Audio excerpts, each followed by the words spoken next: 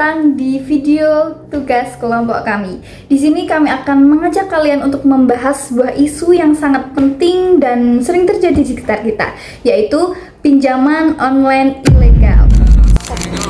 Pemirsa tergiur dengan pembelian kredit barang murah, ratusan ibu-ibu di Masifnya intimidasi ke peminjam membuat kasus depresi bahkan bunuh diri banyak terdengar akibat pinjol. Sama seperti yang dialami Mpok Tuti. Waduh, ngeri nih guys, cerita seorang pria yang diduga bunuh diri karena teror dari pinjaman online. Mungkin banyak dari kita pernah melihat iklan pinjaman online yang menawarkan uang cepat dan mudah.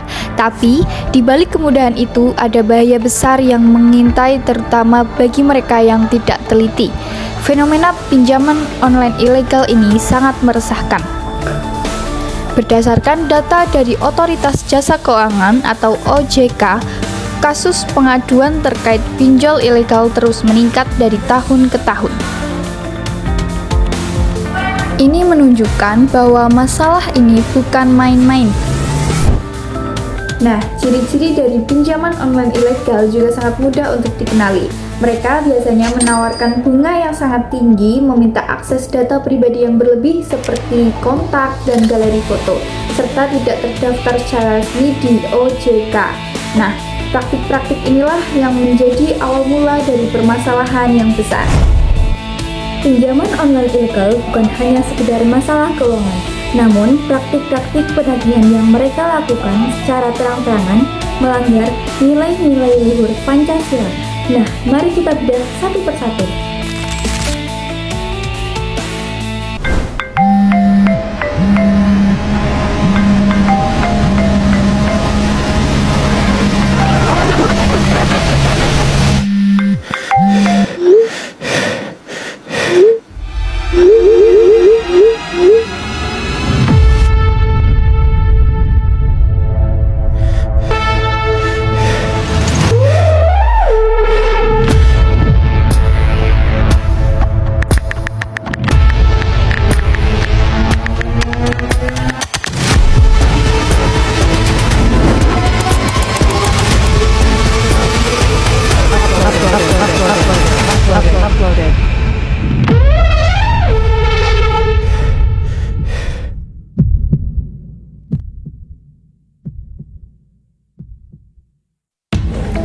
Praktik teror, ancaman, dan penyebaran data pribadi oleh oknum pinjol ilegal adalah pelanggaran berat terhadap sila kedua Pancasila, yaitu kemanusiaan yang adil dan beradab.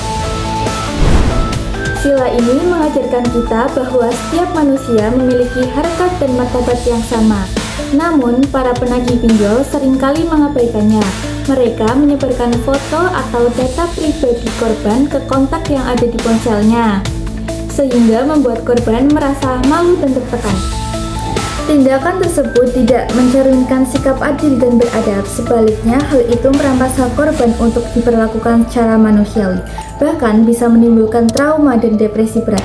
Ini adalah contoh nyata bagaimana praktik pinjol ilegal merusak nilai-nilai kemanusiaan kita. Bahkan, pinjol ilegal jelas melanggar sila kelima Pancasila, keadilan sosial bagi seluruh rakyat Indonesia.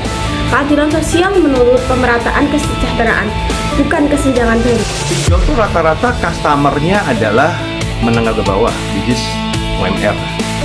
Ya, dia lihat iklan di YouTube aja, lihat iklan kan pinjol.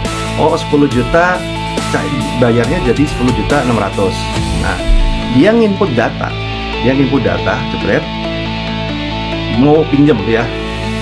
Ternyata yang terjadi apa? Duitnya ditransfer dulu, baru dikasih totalan. Gimana maksudnya? Duitnya tuh ditransfer dulu ke rekening lu, baru dikasih totalan. Bukan approve dulu, baru ditransfer. Kalau kita akad kredit bank, kan kita tanda tangan dulu, approve dulu.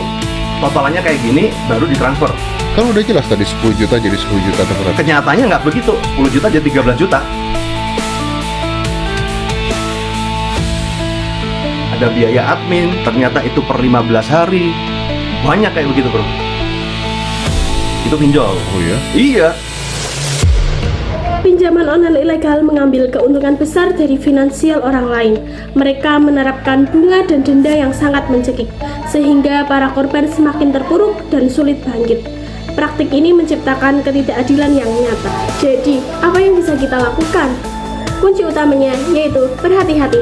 Sebelum meminjam, pastikan untuk selalu memeriksa legalitas penyedia pinjaman melalui situs resmi OJK atau Otoritas Jasa Keuangan. Jika kalian atau orang lain terjebak, jangan takut. Langsung laporkan ke pihak berwajib atau OJK. Jangan biarkan mereka terus merusak nilai kemanusiaan dan keadilan kita. Kesimpulannya, pinjaman online ilegal berbahaya karena memiliki bunga tinggi, meminta akses data pribadi secara berlebihan, dan tidak memiliki izin dari OJK.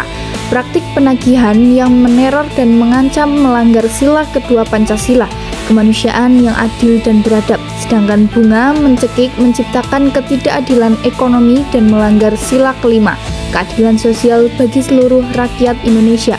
Oleh karena itu, penting untuk selalu mengecek legalitas pinjaman melalui OJK dan segera melapor kepada pihak berwajib atau OJK.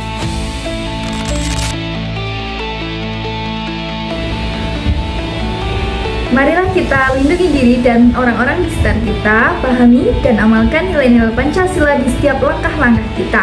Semoga kita semua bisa menciptakan masyarakat yang lebih adil dan beradab. Terima kasih telah menonton video kita. Bye!